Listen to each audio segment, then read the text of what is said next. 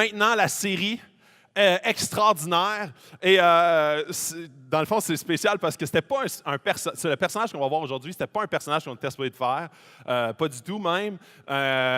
C'est dans le fond Tim Corbeau qui était supposé de prêcher aujourd'hui. Il a vendu sa maison vendredi, il était dans le jus totalement. Fait il fallait qu'il se trouve une maison très rapidement. Fait que on a usé de flexibilité pour pouvoir faire le sujet d'aujourd'hui. Donc Tim Corbeau qui va venir nous prêter main forte dans les prochaines semaines, années, comme pasteur de Sherbrooke-Magog. Donc, il va y avoir différents rôles. Et c'est un plaisir pour nous autres de pouvoir l'accueillir. Et là, sa maison est vendue à Québec. Il s'en vient à Magog, il va habiter à Magog. Mais vous allez le voir prêcher. Vous l'avez déjà vu prêcher dans les dernières semaines, mais il va continuer à prêcher assez régulièrement, là, une fois par mois à peu près, ici à Sherbrooke. Donc, ça va être, c'est le fun que ça puisse se faire. Mais aujourd'hui, on va voir un personnage dans la série extraordinaire. Et pour ceux qui n'ont pas suivi la série, comme moi, parce que j'étais comme en vacances un peu partout, que je sais la thématique que vous avez vue, là, mais je n'étais pas présent à chaque semaine.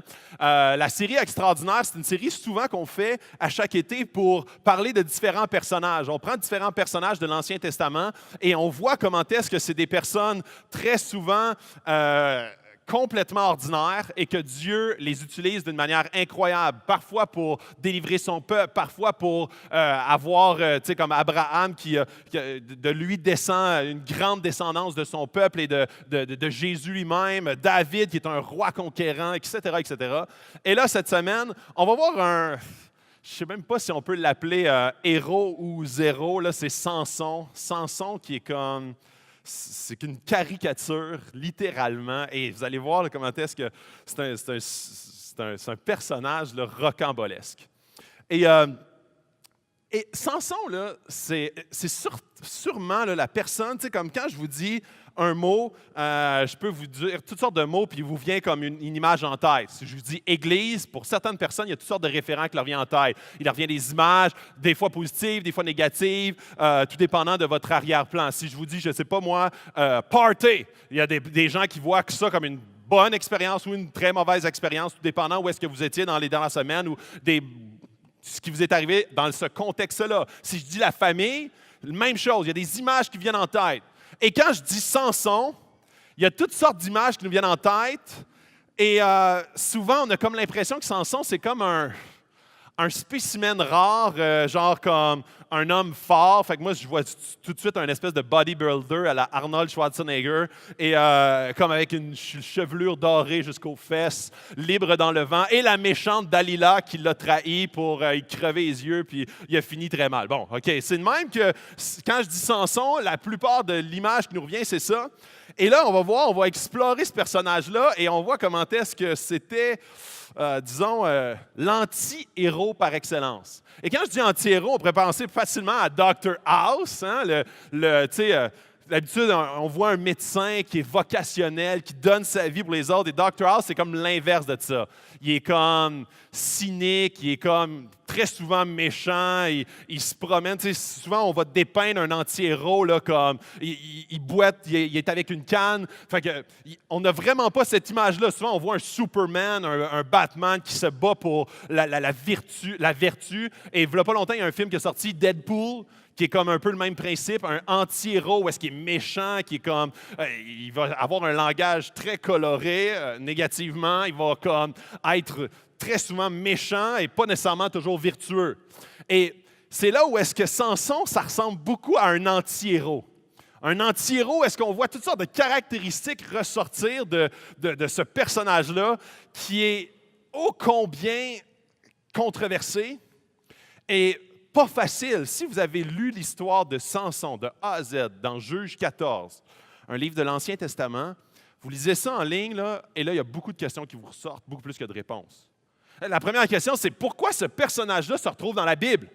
C'est comme, il me semble qu'on devrait avoir des personnages inspirants qui nous amènent dans la bonne direction, vers qui on peut regarder, puis on dit « Wow, c'est l'exemple à suivre, et de cette manière-là, on peut les copier, puis être de mieux en mieux. » Et Samson, c'est complètement l'inverse. Et je vais juste dépeindre un petit peu à quoi il ressemble. Donc, le contexte de la période des juges. Puis je vais aller assez rapidement parce que ce n'est pas le cœur de ce que je veux dire ce matin, mais c'est important de voir comme le contexte des juges dans ce temps-là pour comprendre comment est-ce que Samson s'inscrit là-dedans.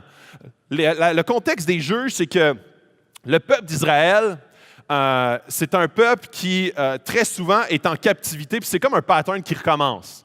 C'est un peuple qui se détourne de Dieu, commence à avoir tout plein de dieux dans leur vie, et là, Dieu les amène en captivité parmi un autre peuple, les Ammonites, les Philistins, toutes sortes de peuples à travers le monde. Il les apporte en captivité, les Égyptiens même qu'on voit avec Joseph. Il les amène en captivité, donc comme esclaves dans ces peuples-là. Et par la suite, ils sont oppressés, sont vraiment maltraités. Puis une année, il crie à Dieu, puis il dit « Dieu, viens me délivrer ». Et c'est là où est-ce que les juges, on appelle ça les juges, mais ça pourrait être des grands commandants militaires, des fois c'est des gens qui ont un grand leadership pour amener le peuple à une délivrance. Jusqu'à temps que le peuple soit délivré, et là le même pattern recommence. Petit train va loin, petite routine qui recommence, puis après ça, ils commencent à avoir toutes sortes d'autres dieux, ils commencent à faire ce que Dieu les appelait à ne pas faire, et là, Dieu les amène encore en captivité dans d'autres peuples, ils se détournent de Dieu, blablabla, ils crient à Dieu, un jour je reviens, blablabla. OK, c'est ça le contexte. Alors, rébellion, oppression, repentance, délivrance. Continuellement, c'est un cercle vicieux, OK? Dieu utilise des personnes inattendues pour délivrer le peuple. Vraiment, là, c'est surprenant parce que tous les juges, c'est vraiment des gens qui sont comme... tu sais, les 7 juges qu'on retrouve dans le livre des juges, c'est très souvent des gens qu'on ne soupçonnerait pas. À un moment donné, il y a un des juges qui est comme manchot. Il y a un autre que c'est une femme, puis dans ce temps-là, une chef militaire qui est une femme, c'était très rare. Il y en a un autre que Gédéon qui vient d'une petite famille, qui est comme un... c'est vraiment pas un grand avec une grande influence. Et là, tu as Samson, qui lui, avant même sa naissance, Dieu dit que ça va être quelqu'un qui va délivrer, qui va être le juge, un des juges en Israël. Dieu veut se glorifier, se faire connaître à travers les juges. Donc, le but de Dieu n'est pas seulement de dire « je vais délivrer mon peuple, je les retourne en captivité, je les délivre », mais c'est de se faire connaître d'une manière plus intime, plus personnelle à son peuple, aux gens qui connaissent Dieu. Alors, ça, c'est le contexte qui nous intéresse aujourd'hui. Après ça, je vais continuer avec le restant. Si ma manette peut bien marcher une manette, là, ça s'en vient. La prochaine diapo, sinon, si ce n'est pas faisable par ma manette. Non? Non? Prochaine, s'il vous plaît. Non? Bon. Je vais improviser là-dessus pendant 40 minutes.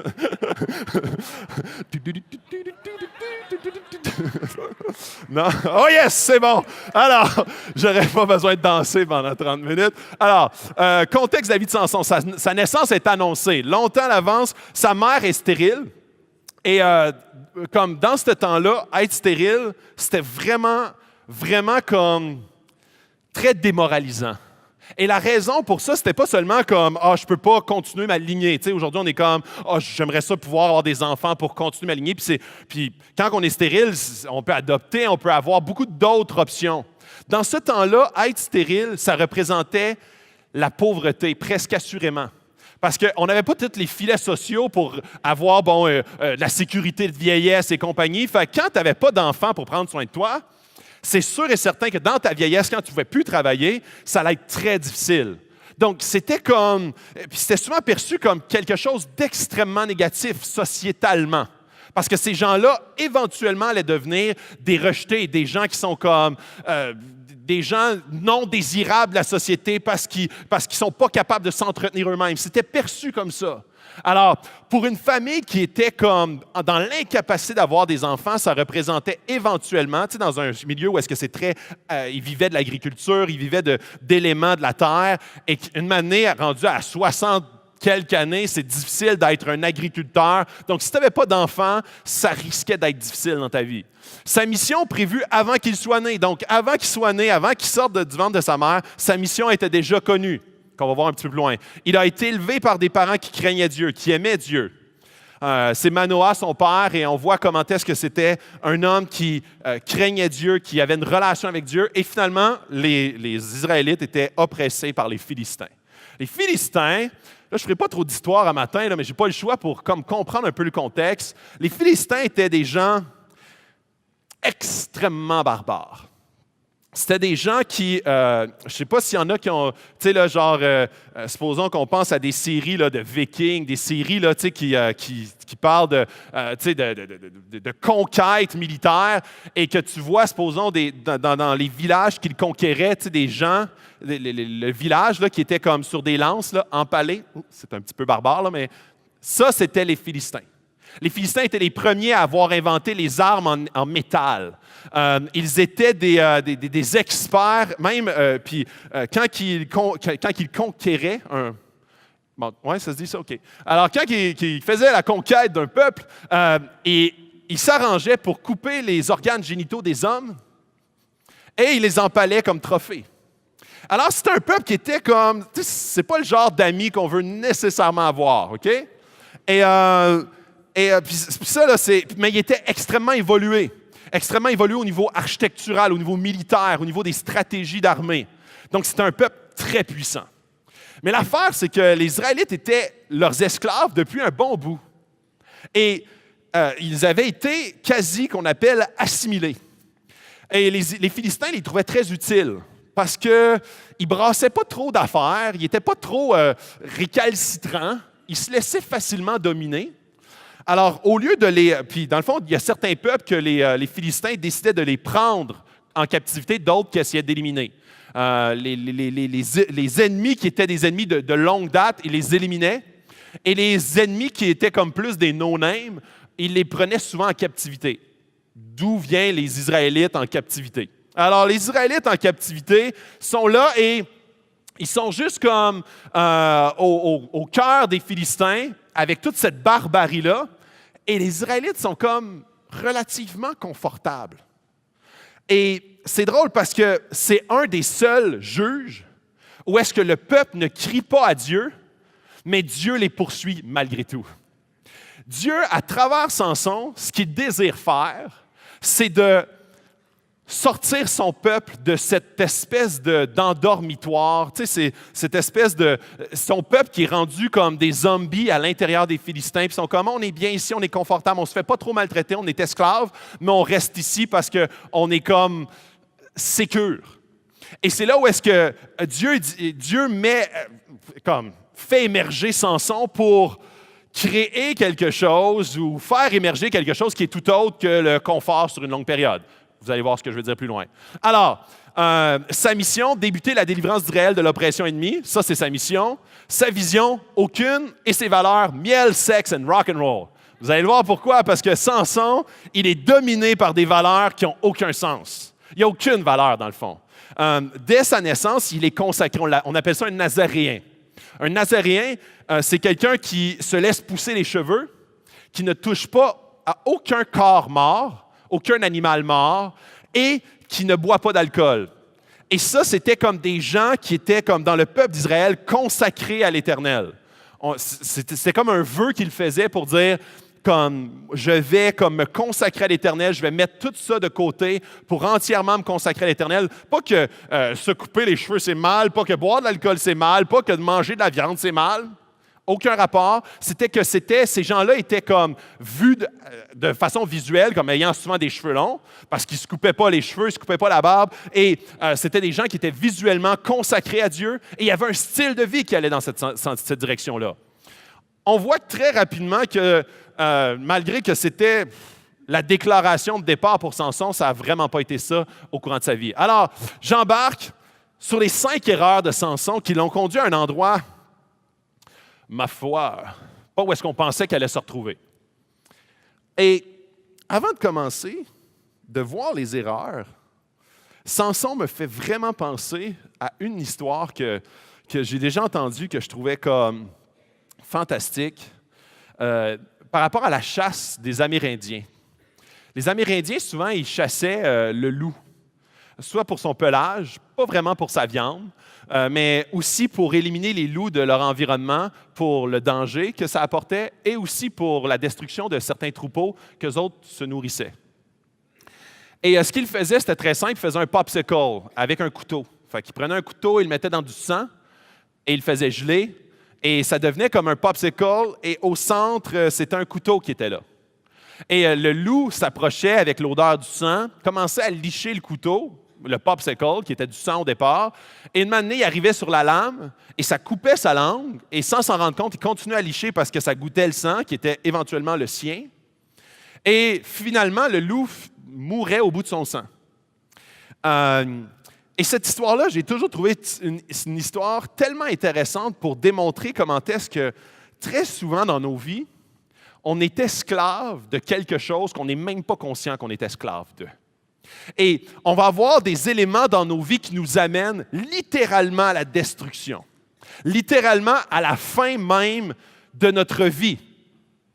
Et je ne veux pas parler nécessairement de mort, mais certainement de mort spirituelle. Dans plusieurs contextes, puis on va voir comment est-ce que dans la vie de Samson, c'est exactement ce qui s'est passé.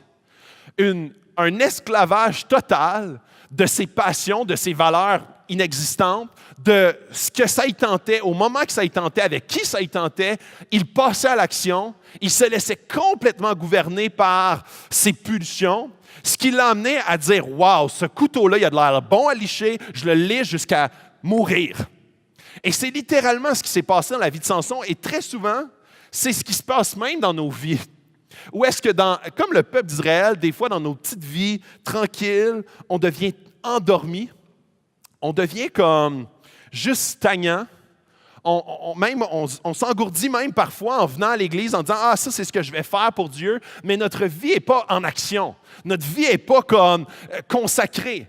Elle est seulement comme « Ah, on est quand même bien, je suis quand même bien en étant comme relativement esclave de différentes choses ». Et on ne se rend pas compte à quel point on est captif. Et cette captivité-là nous amène éventuellement à un repos spirituel ou à d'être complètement stagnant spirituellement. Même si dans la façade extérieure, on peut projeter toutes sortes d'éléments très positifs. Alors, la première gaffe, la première erreur de Samson, il est allé au mauvais endroit. Donc, dans Juge 14:1, Samson descendu à Timna où il vit une jeune fille philistine. Timna, c'était comme le spot, c'est comme le downtown, le red light, c'était comme la place chaude de la ville. Alors, lui, il s'en va là, sûrement pas pour chanter des louanges au Seigneur. Il s'en va là pour, comme, je sais pas, mais... Et là, comme par hasard, dans le quartier chaud, il voit une belle fille philistine. Alors, notre ami Samson, je vous l'ai dit, hein, il se laisse aller par « Wow, elle est cute, wow, je suis comme sur le party, let's go ». Ça, c'est pour ça que je vous dis, les valeurs de Samson, c'est miel, sexe and rock and roll. Et c'est ça qu'on voit tout le temps dans sa vie. Rock and roll peut-être avec de la harpe, là, mais en tout cas, c'est pas le même type de rock and roll, mais tu vois qu'il est comme, il est vraiment un gars de party. C'est un gars qui aime ça être dans les endroits où est-ce que ça bouge. Dans la deuxième gaffe qu'il fait, c'est qu'il regardait pour la mauvaise chose et il rejetait les bons conseils. Donc, dans Juge 14, 2, 3, j'ai vu une jeune fille philistine à Timna, prenez-la maintenant pour ma femme. Fait qu'il retourne chez ses parents. Fait que ça marchait comme ça dans ce temps-là. C'est comme les parents qui allaient comme s'arranger pour. C'était des mariages arrangés. Donc, il dit OK, celle-là, je la veux. Alors, c'était comme pas tout à fait comme aujourd'hui que ça se passe quand quelqu'un était ça dérape. Lui, il va revoir ses parents puis il dit prenez-la pour ma femme. Puis là, ses parents sont comme. Je ne suis pas sûr. Son père et sa mère lui dirent, n'y a-t-il donc pas de femme dans notre tribu et dans notre peuple tout entier pour que tu ailles prendre une femme chez les Philistins? Ces incirconcis. Quand on parle d'incirconcis, oui, on parle de la circoncision, mais la circoncision est un signe attribué au peuple d'Israël. Et pourquoi est-ce que... Puis là, il y en a certains qui vont dire, est-ce que c'est raciste de dire on ne veut pas qu'il aille dans un autre peuple? Ça n'a pas rapport du tout. C'est seulement que quand quelqu'un s'unissait avec une femme d'un autre peuple, et ça, on l'a vu plein de fois dans la Bible, dans l'Ancien Testament. Et Salomon, qui aimait beaucoup les femmes, il est arrivé la même chose. Où est-ce qu'il s'allie à une femme d'un autre peuple et avec elle, avec sa culture religieuse, avec ses dieux, avec ses cultes païens, elle amenait ça et elle finissait par contaminer Samson, le peuple d'Israël lui-même. Et c'est pour ça que Dieu disait... Comme, si vous voulez avoir vraiment un focus sur ma personne, c'est impossible. Puis on l'a vu dans la série Mariage, il y a quelques semaines, comment est-ce que c'est impossible de garder un focus sur Dieu à deux quand les deux ne sont pas focusés sur Dieu. Fait que s'il y en a un qui est focus sur Dieu en début de parcours, puis l'autre, il n'a rien à faire, c'est comme impossible que les deux aillent dans cette direction continuellement. Donc, c'est là où est-ce que ça n'a aucun rapport par rapport à une condescendance d'un autre peuple ou de se voir plus haut, mais c'est seulement dans le bon sens. Le bon sens nous dit que si tu veux rester proche de Dieu et que l'autre n'a aucune foi en Dieu, c'est impossible que tu vas pouvoir poursuivre Dieu efficacement toute ta vie. Alors, son père, il dit, il n'y a pas comme quelqu'un qui t'aide, qui serait dans notre peuple, qui te permettrait de garder, avoir ces mêmes valeurs-là que nous avons en tant que peuple. Pour que tu ailles prendre une femme chez les Philistins, ces incirconcis. Samson répéta à son père, « Prends-la pour moi, car elle me plaît. » Je le feel. C'est comme, check. J'ai un sentiment en ce moment, j'y obéis, alors fais ce que je te dis, c'est tout ce qui compte pour moi. C'est quoi mes valeurs? C'est ce qui vient en moi. Et aujourd'hui, c'est tellement une parole qui nous parle en tant que société moderne. Parce qu'aujourd'hui, la vérité, la seule vérité que notre société est en mesure d'accepter, c'est la vérité que chacun a à l'intérieur de lui. Si tu le sens, vas-y. C'est ta vérité, c'est ta voix. Si, comme tu n'es plus heureux en couple, vois à ton bonheur. Si tu n'es plus heureux dans peu importe ce qui se passe dans ta vie, suis ta voix. Et Samson, ça, l'avait bien compris. Il aurait pu vivre dans notre société moderne puis faire « Wow, hey, ça, c'est une société pour moi. Je me laisse aller à mes passions du moment et wow, tout me sourit. Une belle fille, je couche avec, that's it, c'est de même, ça marche. Daddy, va chercher, c'est ça, ça me plaît. » Et ça, c'est la manière que Samson réfléchissait. La troisième gaffe de Samson, c'est qu'il a joué avec le feu avec ses engagements spirituels. Et là, c'est drôle parce que ça, c'est comme, tu sais, quand je vous dis le vœu de Naziréa que Samson avait fait, Samson, il ne devait pas toucher de corps mort. Ça faisait partie de son vœu de Naziréa. Et une année, il rencontre un lion. Il déchira le lion comme s'il s'agissait d'un chevreau. Il ne dit pas à son père et à sa mère ce qu'il avait fait. Une fois descendu, il parla à la femme et elle lui plut. Encore. Il descend sur un chemin, il voit un lion, puis ça y tente, là, ça y pointe. Tu sais, des fois, nous autres, ça ne tente pas de s'asseoir pour écouter un film. Lui, c'est de déchirer un lion. C'est casual. Là, tu sais, ça tente d'aller faire du jogging, lui, c'est de déchirer un lion. Tu sais, c'est comme ça. Alors, il déchire le lion et il s'en va et il voit une autre femme. Fait que clairement, Samson, il aime les femmes. Il est vraiment un gars avec des pulsions très fortes et il dit « ça, c'est pour moi, ça, c'est pour moi ». Puis là, dans le fond, là, c'est même pas comme… on est comme sur une autre femme, là. On a comme spoté ailleurs, là, OK? Fait que là, je continue. Où est-ce que j'étais? Une fois descendu, il parla à la femme et elle lui plut. Quelque temps après, il se rendit de nouveau à Timna pour l'épouser et il fit un détour pour voir le cadavre du lion. Il constata qu'il y avait un essaim d'abeilles et du miel dans le corps du lion. Il prit le miel dans ses mains et en mangea pendant la route. Et là, tout ça pour dire que Samson n'avait rien à faire de son vœu, comme de sa consécration à Dieu. Lui, pour lui, c'était du vent. Lui, ça il tentait de manger du miel, puis même s'il était dans le corps mort d'un lion, ça ne le dérangeait pas. Ça il tentait gouvernait sa vie. Et ça me fait beaucoup penser, puis l'image, je ne veux pas l'extrapoler trop loin, mais je trouve ça intéressant quand même de voir que il y avait beaucoup de compromis dans la vie de Samson. Et sans dire que, puis je ne fais pas un parallèle en disant que de toucher un corps mort, c'est un compromis. Pour la majorité d'entre nous, pour tout le monde d'ici. Pour Samson, ça l'était, parce qu'il avait fait un vœu, il s'avait engagé à quelque chose. Et cette consécration-là, pour lui, n'avait pas beaucoup de sens. Ou pas beaucoup de valeur, plutôt, je devrais dire.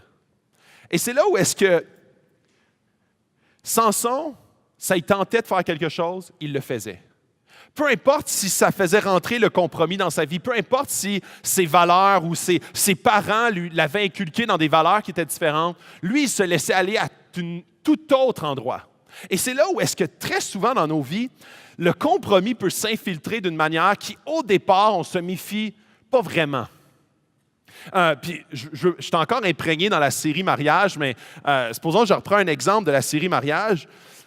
Dans nos mariages ou dans nos couples, c'est facile de laisser s'infiltrer un compromis. Laisser s'infiltrer même le compromis de ne pas se prioriser.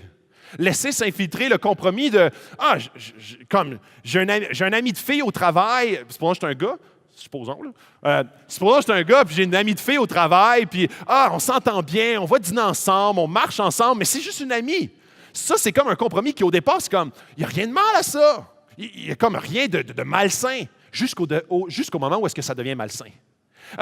Que ce soit pour même ce qu'on se remplit, ce qu'on écoute, ce qu'on regarde, ce qui nous imprègne, nos yeux pendant l'été, pour les gars, où est-ce qu'ils regardent les filles et qu'ils les regardent et qu'ils les regardent et qu'ils les regardent. Ça, c'est tous des compromis qui, à la base, personne ne le sait à part nous. Et c'est facile de juste comme se laisser aller à cette tendance de « ça me tente, je le fais ». Puis parce que notre société nous imprègne dans une vérité relative qui est la tienne. Si tu le feels, fais-le. Et Samson, lui, il adhérait absolument à ça.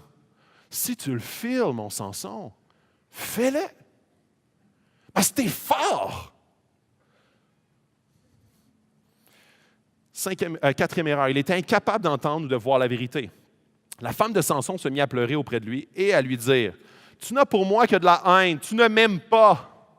Tu as proposé une énigme. » Là, je vais vous expliquer parce que vous n'allez peut-être pas comprendre, mais dans le fond, Samson, il épouse la fille de Timna. Okay?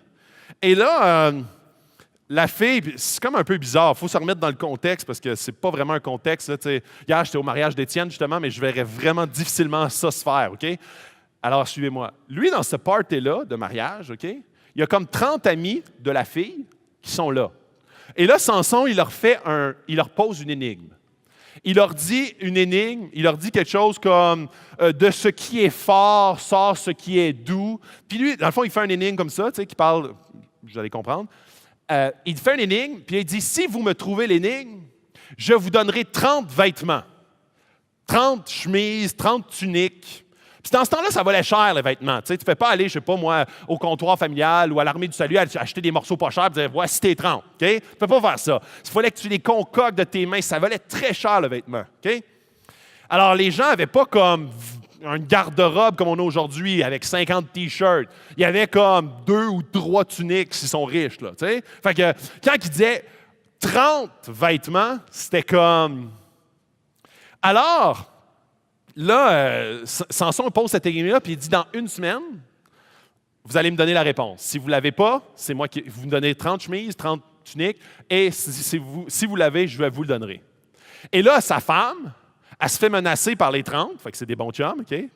Ces gars et ces filles d'honneur qui la menacent, il dit, si tu t'arranges pas pour aller chercher la réponse auprès de Samson, on va brûler toi et ta famille. OK? Tout simplement, comme ça. OK? C'est des bons amis à inviter à votre party de mariage. Il me semble que c'est l'idéal. OK? Alors, fait que là, elle est comme OK. Fait que là, elle s'en va proche de Samson. Puis là, elle dit, tu m'aimes pas, tu me dis pas l'énigme. Puis là, elle tête, elle fait tout ce qu'elle peut pour qu'une manée, il crache le morceau. OK? Fait que là, tu ne m'aimes pas, tu as proposé une énigme aux membres de mon peuple et tu ne me l'as pas expliqué. Il lui répondait, je ne l'ai pas expliqué ni à mon père ni à ma mère. Est-ce que toi, je te l'expliquerai? Elle pleura auprès de lui jusqu'à la fin des 7 jours que dura leur festin. Puis dans le fond, je vais vous dire la fin parce que je ne l'ai pas mis en verset. Alors, au final, il finit par cracher le morceau. Il finit par dire, OK, c'est ça mon énigme. Dans le fond, l'énigme, c'est comme de ce qui est fort a sorti ce qui est sucré, quelque chose comme ça. Fait que c'était comme le lion mort avec la ruche d'abeilles en dedans, le miel. OK? C'était un peu poussé, là, mais c'est ça. Alors, fait que là, elle a dit ça aux membres de sa famille. Là, Samson, il n'a pas le choix de donner 30 habits. Et il n'est pas content, là, messieurs. Il n'est pas content parce que là, il est comme dans son orgueil piqué au vif. Alors là, il pogne 300 renards qui les accroche par la queue. Fouille-moi comment est-ce qu'il a fait ça. Puis là, il met le feu à ça, je ne sais pas comment. Puis là, il lâche ça dans les récoltes des Philistins. Là, ça brûle, ça crame toutes les récoltes, OK? Et là, les Philistins ne sont vraiment pas contents. Fait que, comme il avait dit, puis là, Samson est assez fort, fait qu'ils n'ont peur. Fait qu'ils vont brûler toute la famille puis tout ça de la fille. OK. C'est quand même assez joyeux ce matin. C'est comme plein de... fait que tu vois que Samson, il commence, OK? Il s'en va à mauvaise place. Il regarde pour la mauvaise chose. Et là, il se passe un mariage qui vire mal. Et là, l'escalade de la colère commence. Il pose une énigme, il n'est pas content parce qu'eux autres ils ont trouvé l'énigme, ils brûlent leurs affaires, eux autres sont pas contents, ils brûlent sa femme, en tout cas sa famille au complet. Là, ça escalade, OK? La cinquième erreur, il ne peut faire face à sa propre stupidité. Il descendit à Ascalon, il tua 30 hommes. Ça, c'est après qu'eux autres, ils ont comme... dans le fond, ils ont tué 30... ils ont tué toute sa famille. Et là... OK, j'ai oublié un petit spot, désolé.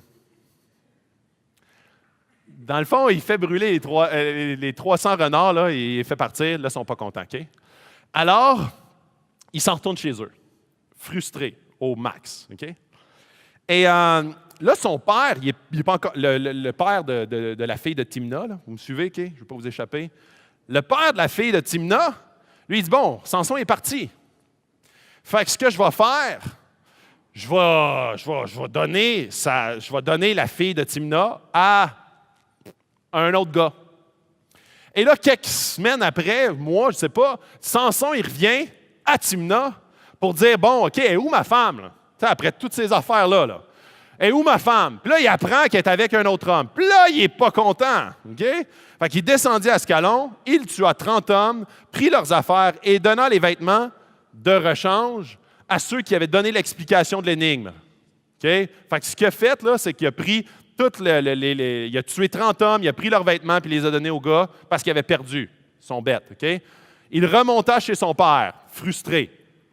Sa femme fut donnée en mariage à l'un de ses compagnons avec lequel il était lié d'amitié. Fait que c'était là. Fait qu'il ne pouvait faire face à sa propre stupidité. Il pose une énigme, il la perd, il s'en va tuer 30 hommes pour après ça donner leurs vêtements.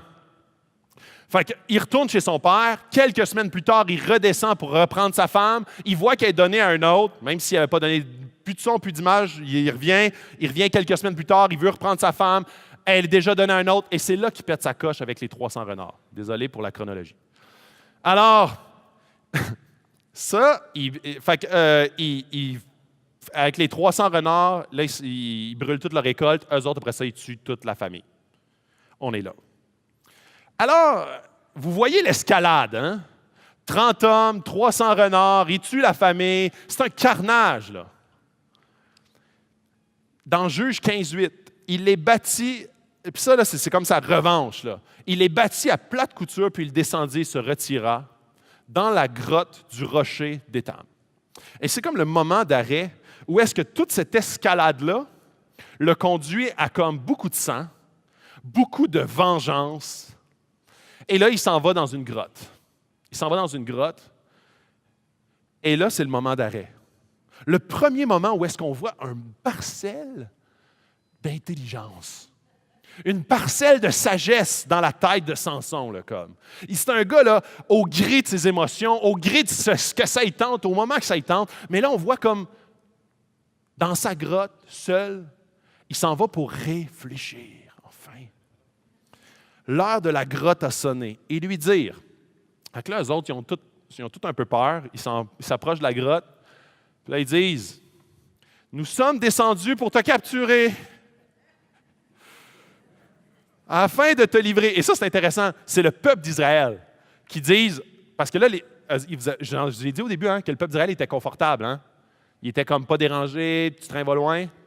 Là, ce que Samson est en train de faire, il est en train de foutre le trouble, pas à peu près, entre genre, OK, vous avez un gars là, dans vos rangs là, qui vraiment nous énerve, pas à peu près. OK? Fait que là, vous allez le pogner puis nous l'amener. Ficelé, de préférence. OK? Alors, eux autres, ils s'approchent, ils sont comme Samson, tu voudrais-tu venir? Parce qu'on aimerait ça t'attacher puis te livrer aux Philistins. Tu sais, comme. Afin de te livrer entre les mains des Philistins, Samson leur dit, « Jurez-moi que vous ne me tuerez pas. » Samson, là, c'est comme on va l'appeler un sot, OK? S-O-T, un sot au niveau spirituel, un sot au niveau comme sagesse, intelligence émotionnelle. Mais ce n'est pas un sot militaire. Ce n'est pas un gars qui est comme déconnecté de l'aspect militaire. Alors, il dit, « Vous ne me tuerez pas, OK? » Fait que là, eux autres, « Non, on ne va pas te tuer. » Ils lui répondirent, « Non, nous voulons seulement t'attacher et te livrer entre leurs mains, mais nous ne te ferons pas mourir. » Ils l'attachèrent avec 2 cordes neuves et le firent sortir de la grotte. Lorsqu'il arriva à Léchi, les Philistins poussèrent des cris en le voyant. « Enfin, il nous est livré. » On ne va pas y faire des massages. OK? Alors, ça, c'est un bout qui m'a quand même ébranlé. Tu sais. Alors, l'Esprit de l'Éternel vint sur lui. Les cordes qu'il avait au bras devinrent pareilles à du lin brûlé par le feu et ses liens tombèrent de ses mains. Il trouva une mâchoire d'âne fraîche, tendit la main pour la prendre et tua 1000 hommes avec elle. Fait que le plan des Philistins a tourné au vinaigre. OK? Et là, j'étais comme, comment ça que l'Esprit de Dieu vient et c'est pour tuer? Et là, j'étais comme... Puis là, il y en a plein de détracteurs qui vont dire, « Oui, mais Dieu, si Dieu est un Dieu d'amour, pourquoi il fait des choses comme ça? Pourquoi est-ce qu'il permet qu'il y ait de la mort? » Puis dans l'Ancien Testament, on voit beaucoup de luttes militaires où est-ce que le peuple se fait juger, mais après ça, Dieu juge d'autres peuples, ou même des fois, il juge son propre peuple. Puis des fois, le jugement, c'est la mort. Et c'est là où est-ce que dans l'Ancien Testament, on voit comment est-ce que dans l'Ancien et le Nouveau Testament, qui est la Bible, qui compose la Bible au complet, ce qu'on apprend à connaître, ce n'est pas un Dieu qui est en contradiction avec lui-même, mais c'est un Dieu qu'on apprend à connaître dans toute sa personne. Et pour ceux qui disent, « Ouais, mais si Dieu est amour, il ne devrait pas faire ça. » Souvent, ce que ça implique dans la pensée des gens, c'est si Dieu est amour, il devrait juste se fermer les yeux continuellement avec tout ce qu'il voit devant lui. Et ça me fait penser à une citation je me souviens plus, c'est Charles Spurgeon, un grand prédicateur qui avait pris cette illustration-là, et je trouvais ça vraiment fantastique. Il dit, « Donne tout ce qu'un petit garçon veut et tout ce qu'un cochon veut. » Okay? Il y a un cochon et un petit garçon. Tu leur donnes tout ce qu'ils veulent, tout ce qu'ils veulent tout le temps. Tu vas finir à la fin de leur vie avec un très bon cochon et un très mauvais garçon. Et ce que ça impliquait comme illustration, c'est que les gens qui pensent que Dieu amour est égal Dieu bonasse, Dieu qui tolère le mal comme si rien n'était, et qui fait comme Kumbaya, non, je n'y vois que du feu, comme, vous pouvez comme me cracher au visage que ça va votre affaire, puis dire, ah, Dieu, on a besoin de toi quand on est en souffrance, puis que Dieu va juste tout le temps comme faire, comme si c'est un papa qui est comme complètement inconscient du besoin réel de ses enfants. Et c'est là où est-ce que Dieu est un Dieu qui est entièrement juste et entièrement, comme sa sainteté et sa justice dépassent notre entendement, mais c'est un Dieu complètement amour et entièrement amour qui aime son peuple, qui aime ses enfants d'une manière incroyable qui dépasse notre entendement. C'est là où est-ce que ces deux notions-là, quand on aborde ou qu'on adhère à une vision et qu'on rejette l'autre, on se retrouve avec un Dieu bonasse. Quand on adhère à une vision et qu'on rejette l'autre, on se retrouve avec un Dieu autoritaire, complètement dénué d'affection. Mais quand on rassemble les deux, on se retrouve avec un Dieu entier, un Dieu équilibré et un Dieu que je veux qu'il soit mon Dieu.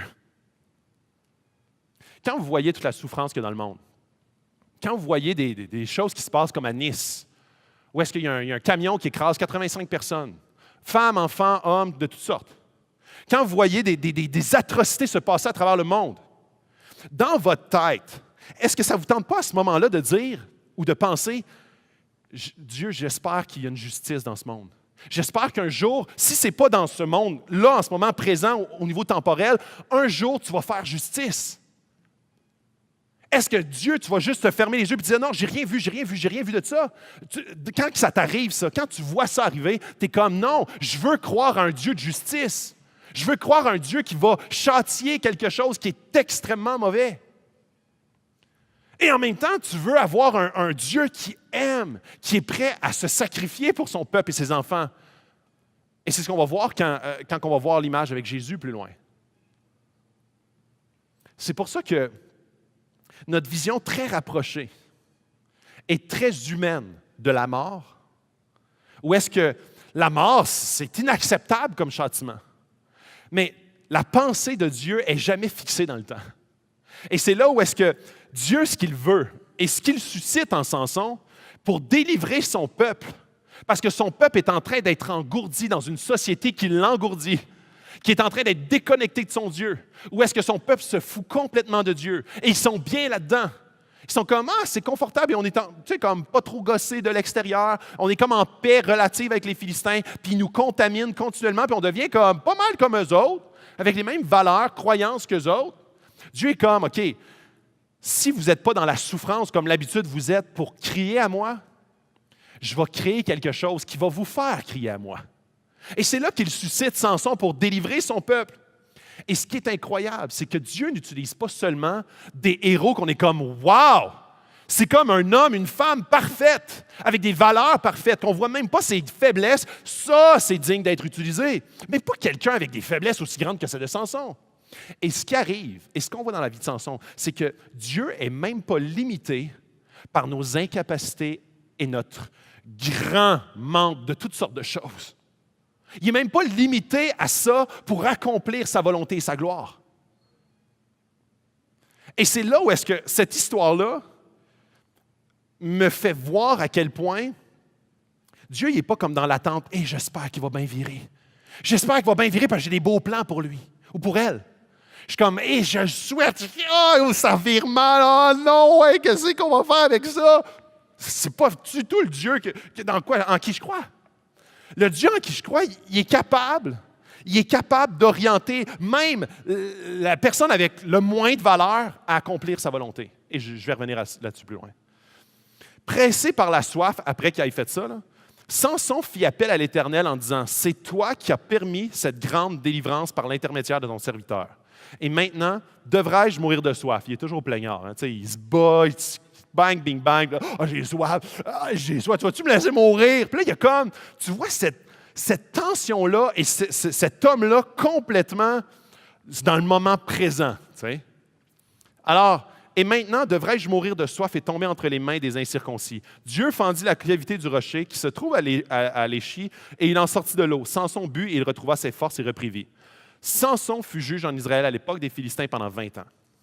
Là, il y a comme un laps de temps, 20 ans, où est-ce qu'il se passe cette grande délivrance. Le peuple d'Israël recouvre une partie de liberté, pas totale, mais une partie de liberté, où est-ce que Samson est juge sur Israël. Il devient comme, un peu comme le chef d'Israël. Ce n'était pas des rois, on les appelait des juges. Fait que c'était comme des pseudo-rois. Là. Alors, il devenait ça pendant 20 ans. Il gouvernait sur Israël. Fait que c'était comme une semblant de liberté pendant 20 ans. Fait que là, récapitulatif, mauvaise place, regardez la mauvaise chose, il a marié la mauvaise personne, il a fait un mauvais pari, il s'est vengé, colère incontrôlable, s'est tourné vers Dieu, a accompli de grandes choses pour sa gloire et a apporté une délivrance au peuple pendant 20 ans, mais malheureusement, ce n'est pas terminé. Crise de la quarantaine. Fait que là, mon Samson, quand il était jeune, ça allait comme tout feu, tout flamme. À 40 ans, qu'est-ce que je fais, moi? Ça fait 20 ans que je suis assis là-dessus. Là, ça me prend. Qu'est-ce qu'il fait, notre Samson?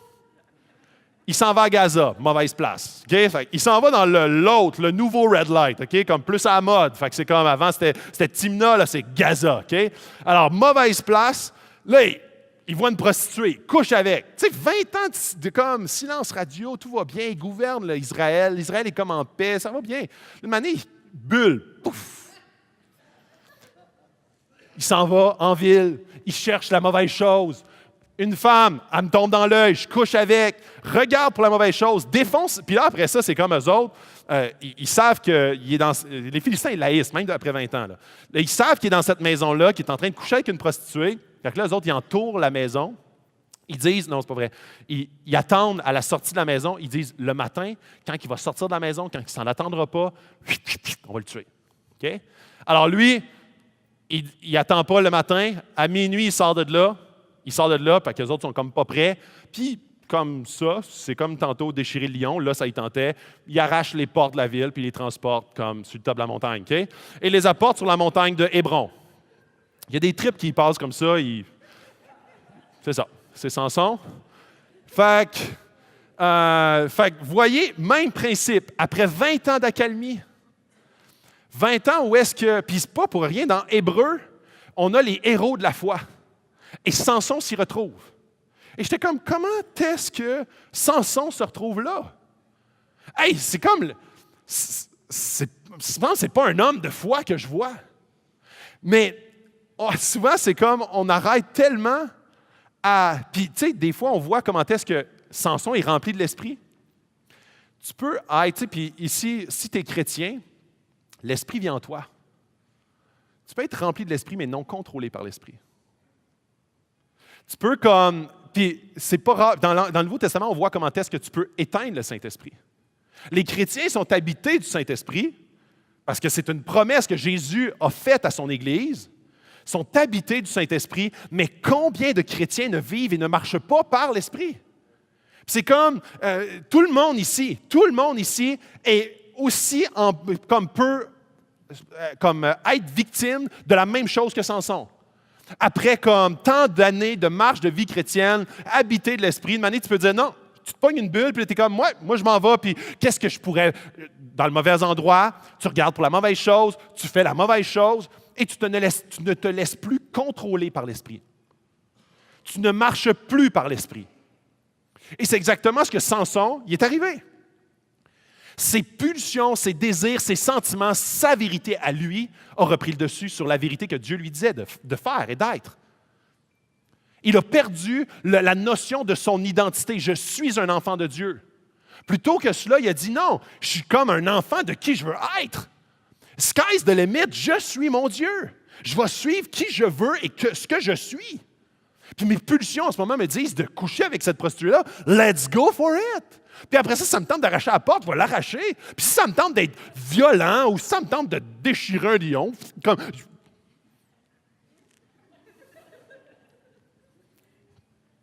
Début de la fin. Il va dans la vallée de Sorek, mauvaise place. Il tombe en amour avec Délila. Fait que là, c'est la dernière histoire. Suite à ça, OK? Il s'en va là, après 20 ans d'accalmie. Fait que là, il arrache les portes, il s'en retourne chez eux.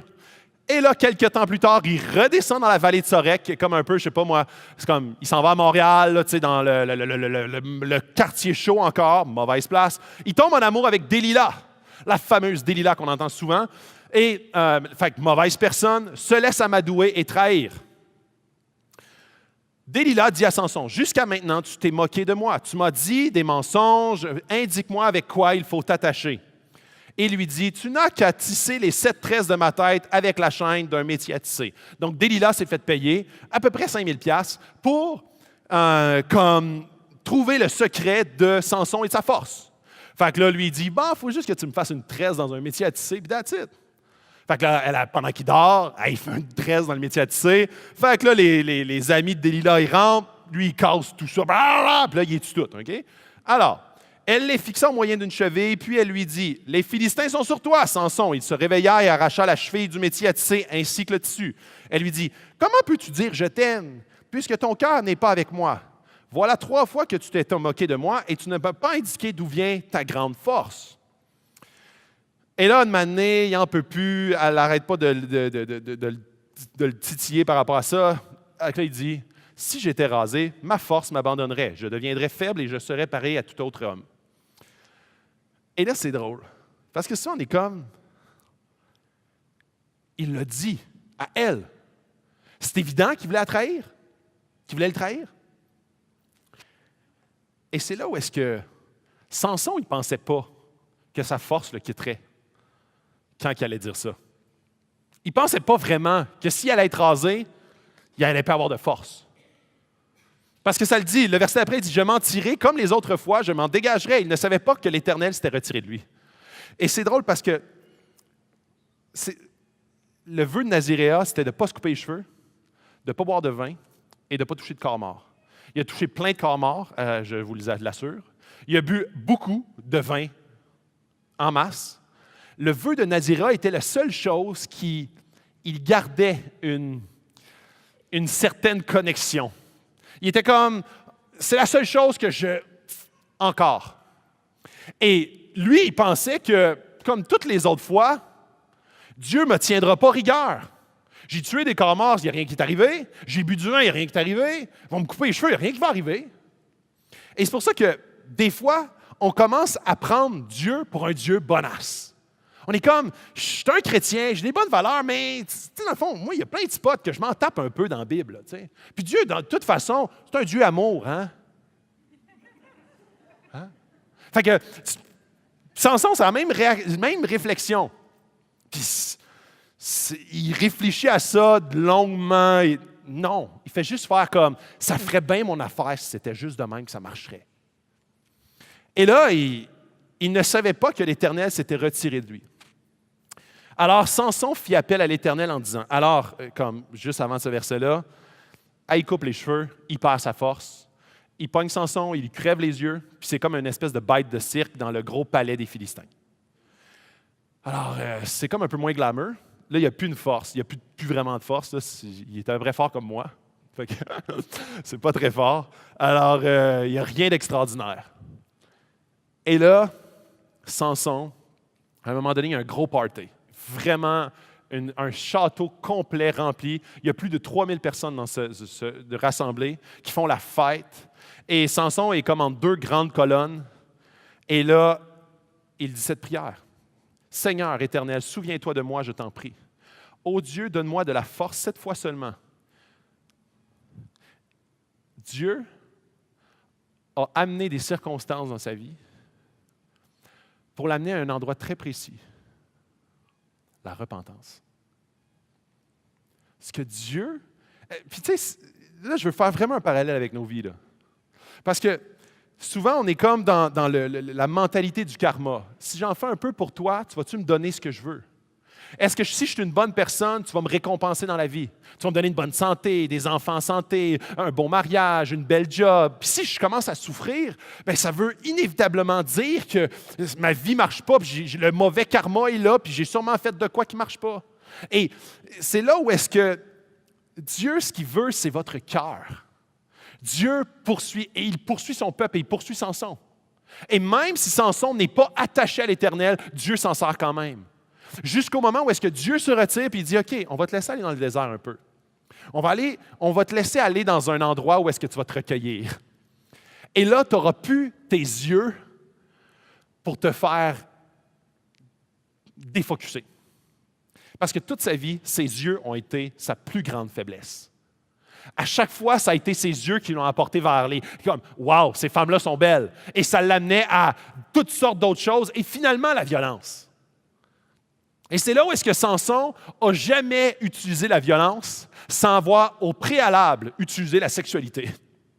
Et c'est là où est-ce que les yeux de Samson, puis je trouve ça tellement intéressant, où est-ce que Dieu lui enlève la chose par laquelle Samson était incapable de le voir.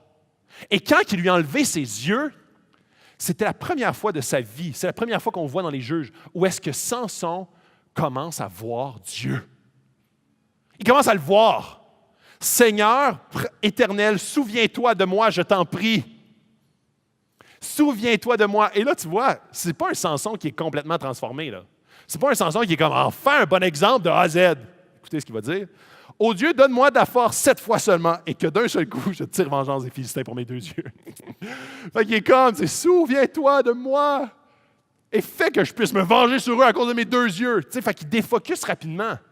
Et c'est là où est-ce que, même dans, pas Dieu, il est comme, tu sais, il est esclave, puis il est comme, ça ne me dérange pas de mourir parce que tout ce que je veux, c'est la vengeance.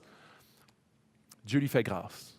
Puis il attrapa les 2 colonnes du milieu sur lesquelles reposait la maison et s'appuyait contre elles. L'une était à sa droite et l'autre à sa gauche. Samson dit, que je meure avec les Philistins. Il se pencha de toutes ses forces et la maison tomba sur les princes et tout le peuple qui se trouvait. Ceux qu'il tua à sa mort furent plus nombreux que ceux qu'il avait tués pendant sa vie.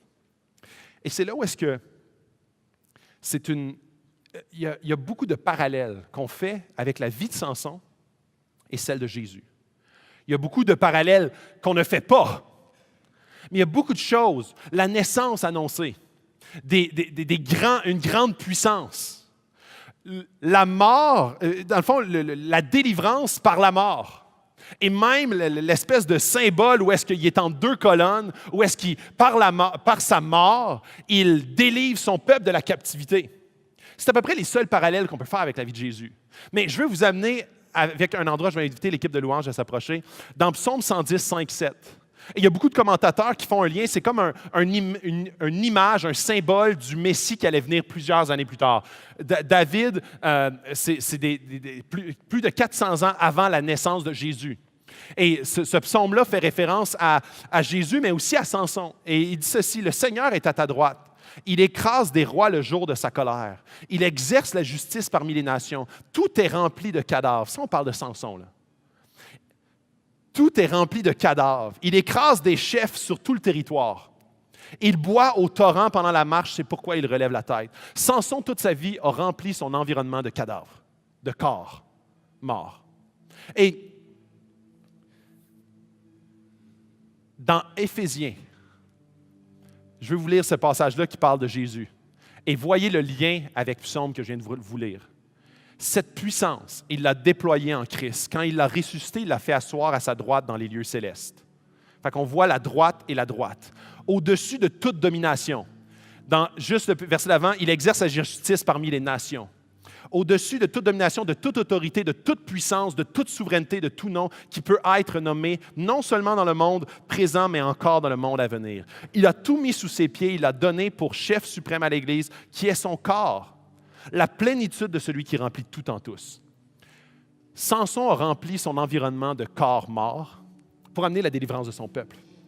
Jésus n'a pas rempli son environnement de corps mort, mais d'un seul corps qui est le sien. Il s'est donné lui-même pour amener une toute nouvelle façon, une façon complètement transformée d'avoir la victoire sur l'ennemi. Et laissez-moi vous parler de ça. Jésus a complètement révolutionné la façon de travailler de l'Esprit. L'Esprit maintenant agit à travers Jésus, à travers son Église, son corps, pour avoir le dessus sur toutes les dominations, toutes les autorités, toutes les puissances, toute souveraineté de tout nom qui peut être nommé, non seulement dans le monde présent, mais encore dans le monde à venir, mais d'une façon qui radicalement change la donne. Et c'est là où est-ce que Jésus est un meilleur sauveur. Tous les sauveurs humains qu'on a vus dans l'Ancien Testament, on peut penser à David, un chef militaire, Samson qui délivre le peuple de la captivité, on peut penser à Moïse, toutes sortes de tous ces petits sauveurs-là qui délivraient de certaines choses le peuple. Jésus est un meilleur sauveur parce qu'il fait les choses, ces gens-là pointaient à Jésus. Ils ont fait des choses qui sont un symbole de ce que Jésus allait faire d'une façon complètement et radicalement différente et éternellement plus puissante. Ce que Jésus a fait et ce que ça doit transformer dans nos vies, c'est que le je veux de Samson, le je veux qui se retrouve dans nos vies se transforme en ce qu'il veut. Qu'est-ce qu'il veut accomplir avec moi? Qu'est-ce qui est sa volonté? Comment est-ce que je peux m'inscrire là-dedans? Je le mérite versus je ne le mérite pas.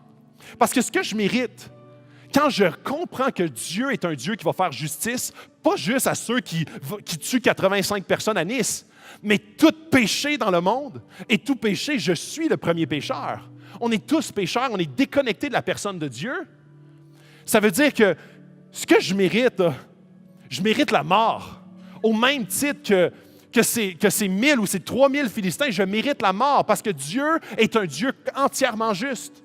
Entièrement juste où est-ce qu'il n'y a aucun péché qui ne subsiste devant sa face. Et moi, je suis un pécheur. Et chacun d'entre vous et toute la planète entière est un pécheur.